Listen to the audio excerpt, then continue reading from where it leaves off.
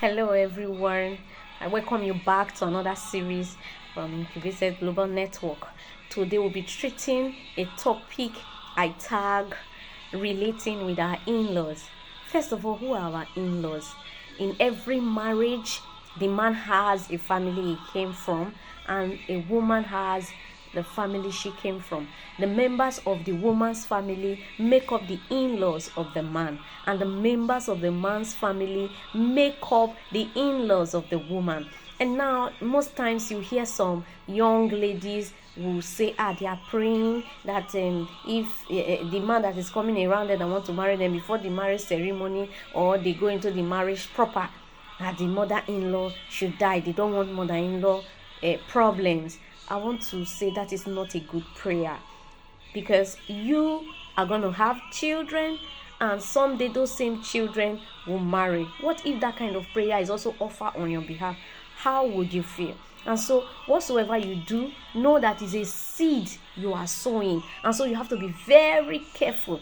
Now, when you're going into marriage, go in with an open mind of accepting who your mother-in-law or who your father-in-law is. If you go in with the mindset that no one is perfect, not even you yourself is perfect, so you know how you manage their excesses.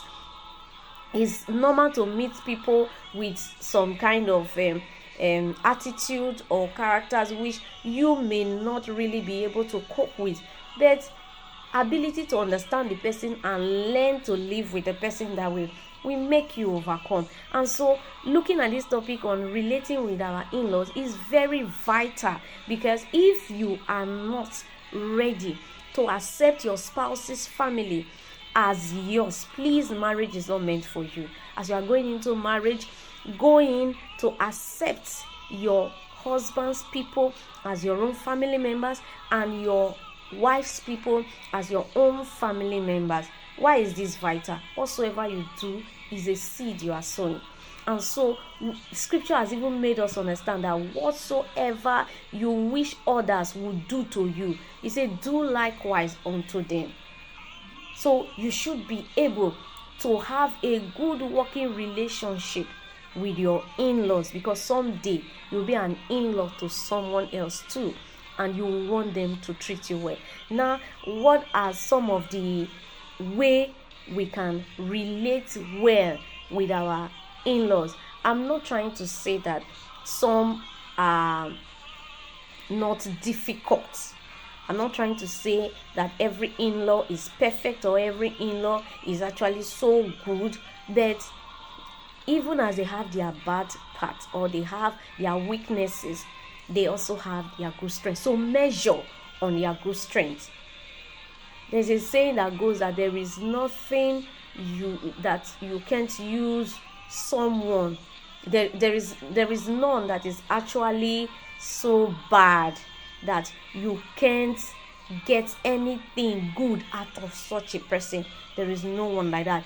There must be a part that they are useful or they are good, and so you must learn to understand them, study who they are, and learn to live with them, not throwing them away, not breaking the ties with them, because it's of importance that your marriage to your spouse should strengthen the relationship with her family or with his family. Now, what are some of the major ways we can actually have a smooth running and working relationship with our in-laws? Number one, reminding each other as couple to call the family members of each other. Now, it's the woman will really have to be up and doing in this regard more compared to the man. You know, the way the woman is wired, the woman has the ability to influence the man to do some things, and so because of that, the man may not always remember. The way the man is wired is not wired to always remember maybe to call the parents or visit.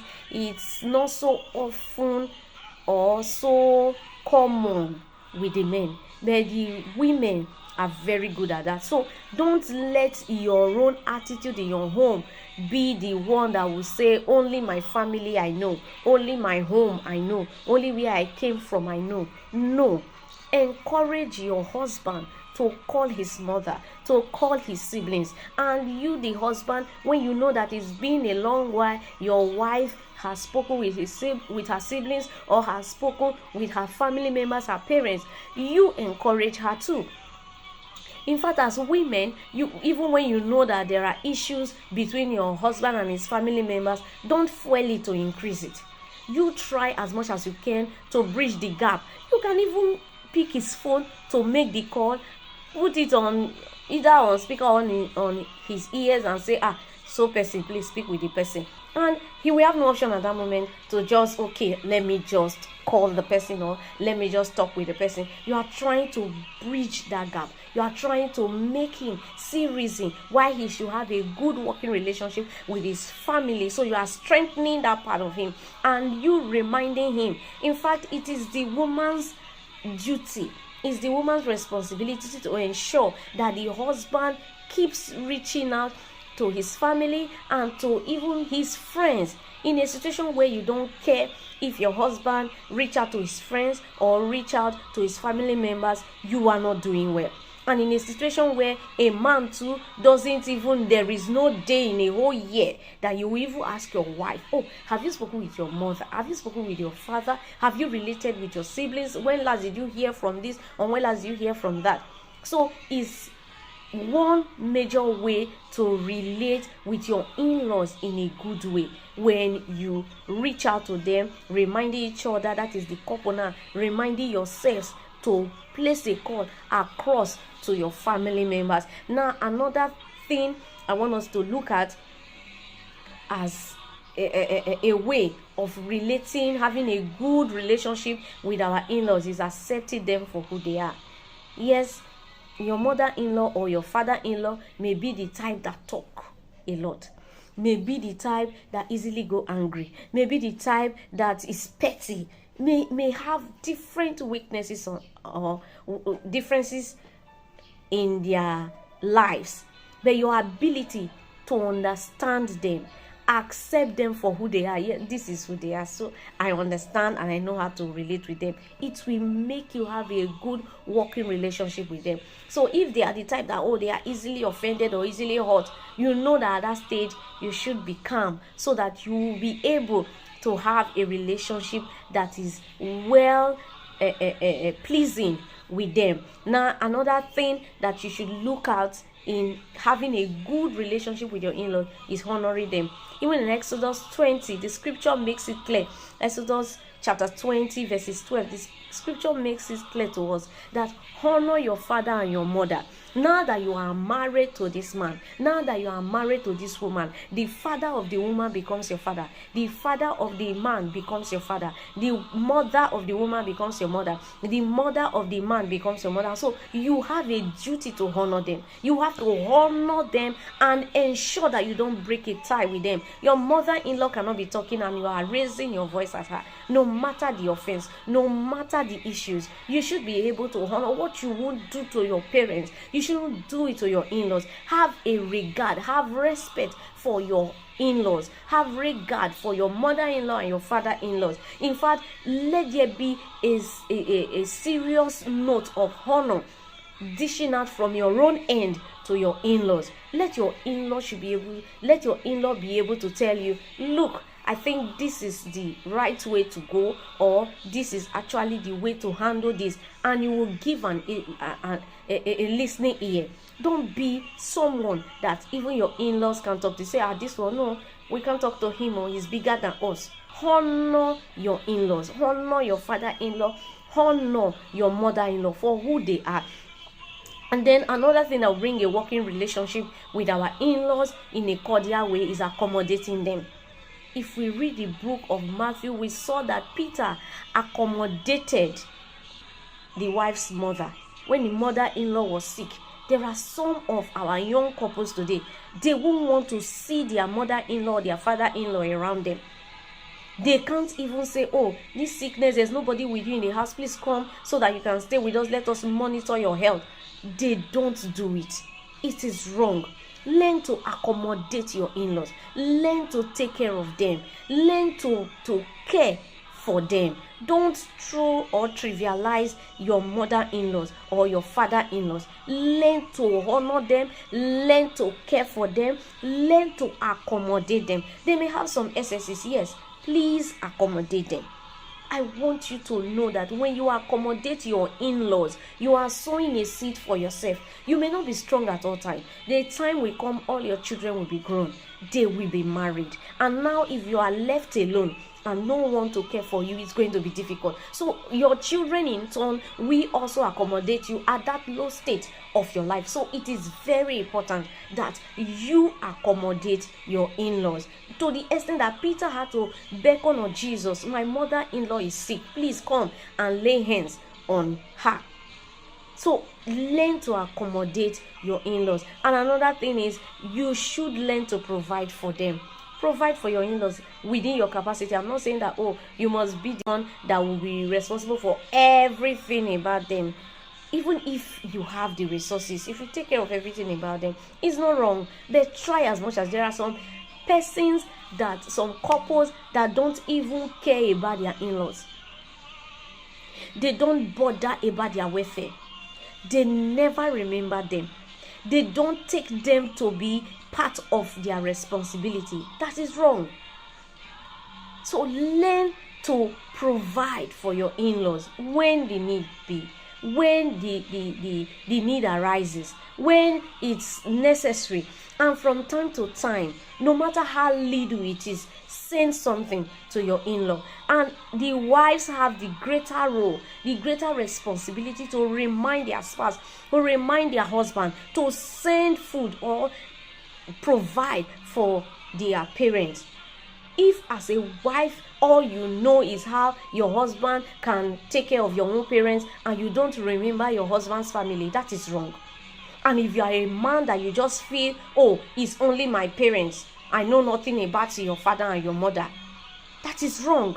If that man and a woman didn't bring up their daughter up to the enviable state that you saw her, that made you to say, oh, this must be my wife, do you think you will be able to see her to marry? And so it is of importance that the both sides should be taken care of. Learn to provide for your family. And even if you feel that, oh, they are ingrate, and we say they are ingrate upon all that I'm doing, they don't even value it, they don't even see all that I've been doing. Play your role, do your part, and leave the rest to God. Always learn to provide for them to the best of your ability. Don't trivialize your in-laws, the place of your in-laws. There is no one-man squad in marriage. You should know that each of you came from a family, and you have a duty to relate with your family in a sweet working relationship. I know that some may be difficult to relate with, but yours is to play your role. Ensure you honor them. Do your part by providing for them. Visit them from time to time. Don't be an in-law that is too big, too pompous, that cannot even visit his or her in-law. You say, what am I going there to do? That shouldn't be coming from you. If you are a married person, you should honor your in-laws. And as an in-law, you that is an in-law to married people, you know that you are the father of the man, or you are the mother of the man, or you are the father of the woman, or the mother of the woman. You also have your role as the in-laws to those that are married. Please maintain your boundaries. So many homes have been pulled down because of family members that do not know their various roles in the home. In a situation where a family member uninvited just pack his or her bag and just move into a home of a couple and say, we want to stay here, without any notice, without any agreement. You don't know their pockets. You don't know how they've been surviving. You don't know what they are going through. You just carry yourself and go there and start staying there. It's wrong. Maintain your boundary. Know your boundary. Know when to come in and when not to come in. You should know when to open your mouth and say anything concerning that marriage or not. You don't just do things the way you feel you want to do it. A new home has been established. And so that home must be independent of every third party, including you. And so as an in-law, you should be able to maintain your boundary. Know when to come in, know when to speak, know when not to speak. You should be ready to do that. Maintain your boundary. Know and accept the fact that your son, that your daughter has been married and have started a new family entirely. And so that family, is it dependent of your decision? Is it dependent of whatsoever you feel you have been to that child? You must allow them to stay together, to bond together, to decide together, to do their things together without you intruding. Coming into whatsoever they do, it has to be with their permission. And secondly, as an in-law, all that they actually require from you is to support that marriage. Support that union. There are some mothers or fathers that felt, this man that you are marrying, or this lady you are marrying, I didn't like her. But now that your son says, this is the woman I like and I want to marry, good and fine. All expected from you now is to support your son, is to support your daughter, to ensure that they don't fail. What joy will you have if your daughter fails in her marriage? What joy will you have if your son fails in her marriage? So now that they have decided to live together, you have to accept them. You have to support them. You have to do everything you can to ensure that marriage works. Not tearing them apart. Not looking for every means to pull them down. So if you are a mother-in-law, a father-in-law, or a sister-in-law, or a brother-in-law, listening to me, or any in-law of any position that you are, to any couple out there, please and please, I'm begging that you should maintain your boundaries and support the union of everyone around you that is a family member. Now you have to also limit your visit. There are some uninvited, in fact uninformed. Some couples are even uninformed of their coming or the visit of some of their family members. They just bring their bags and the next thing they say, we are here to stay. It shouldn't be so. Know that is now a brand new family. And so if you must come visit, even if you have been visiting all this while without the knowledge of that your brother or that your sister, things have changed. You have to let them know. And your visit shouldn't be every day. Limit your visit. Mother-in-law, limit your visit. Father-in-law, limit your visit to that couple's house. In having a good working relationship with your daughter-in-law, your son-in-law, you must limit your visit. And if you must visit, that visit must be to their knowledge and to their permission. Not you just bumping into them or just relocating to their home. They need their privacy. They are adults.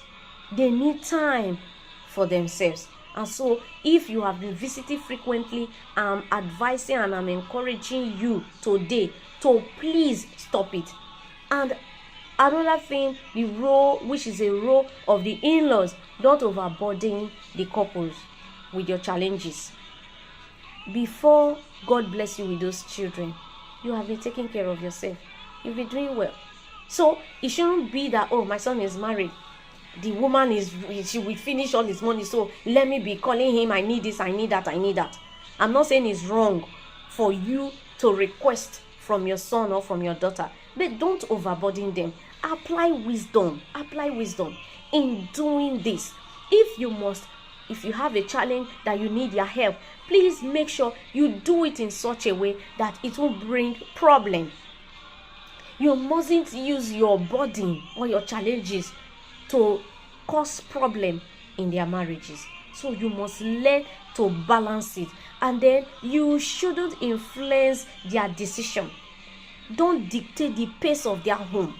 You are not the one to dictate the pace of the home. The couple now have the ability, the right to decide on their own. Don't be a mother-in-law, a father-in-law that will say, no. Your husband cannot be saying that, or your wife cannot be saying that. This is what people should be doing, or you cannot agree on that. Don't be a husband or a wife that after you have agreed with your husband over an issue, or you have agreed with your wife over an issue, you will not go behind and go and meet your mother and meet your father. Then you will not come back and say, hey, my father said that is boyish. That is a baby talk. That shouldn't be mentioned among you in your home. So when two of you have issues, sit down and decide. Sit down and tackle it. Don't bring the decisions of your parents to your home. And father-in-laws and mother-in-laws, please and please don't dictate the pace of your children's home. Don't dictate the pace of their marriage. You hear some couple will be complaining and say, imagine my husband bought me a car and my mother-in-law is complaining, or my father-in-law is complaining that why will you buy her such a car? Why will you buy her? That car is too big. Or is it your own? Is it your resources? Allow them to live their life. Don't influence their decision. Don't dictate the pace of their home. Don't dictate what they do and what not to do. It's so absurd to see mother-in-laws walk into their son's home or walk into their daughter's home and they go straight to the kitchen, or they go straight to the matrimonial room of their children without any knocking or without any announcement or information. It is wrong. Yes, he is your son. Yes, he is your daughter. Nobody is dragging that with you. But now that they are married, you must respect the fact that they are married. You must respect the fact that they now have a brand new home independent of any other person. So if you must say anything, have a say with anything that has to do with them and their marriage and their life, you must be invited first. And that takes me to the other point. Try as much as you can not to take any side quickly when there are issues. Not until they invite you and they tell you, or they seek for your opinion, or they ask for your advice. You are not permitted to go there to decide for them. And if you go there, you must be very wise. If there are issues, don't be quick to take side. If you are trashing A's weakness, also trash B's weakness. If you are strengthening the strong part of A, also strengthen the strong part of B. If not, the moment you are taking side, the other one will not be happy. So you must be very careful. Try as much as you can not to take side quickly when there are issues.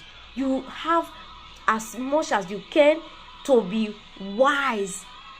Even when they call you in, when they have issues, be very wise to know what you say and what you don't say.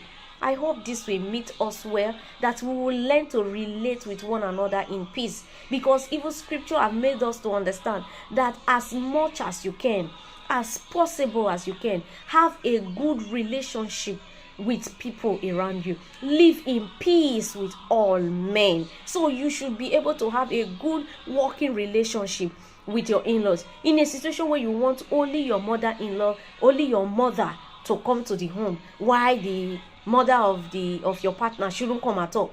As a man, you talk to your mother-in-law, your father-in-laws anyhow. You feel, they don't deserve your respect. It is wrong. Or even as a woman, you tongue latch your husband's mother or your husband's father. It is very, very wrong. Very, very wrong. You must learn as much as you can to honor them, respect them, and as they say, respect is reciprocal. There's nobody you will actually respect or give maximum respect that won't respect you back, except the person is actually the extremist of worst behavior. But I can tell you that if you honor your father-in-laws, you honor your mother-in-laws, do your best. You are sowing a seed for yourself, because someday you are going to have in-laws too that will in turn respect you, that will in turn take care of you, that will in turn also provide for you when the need arises. I hope this will bless you as you listen and share as well. Thank you very much.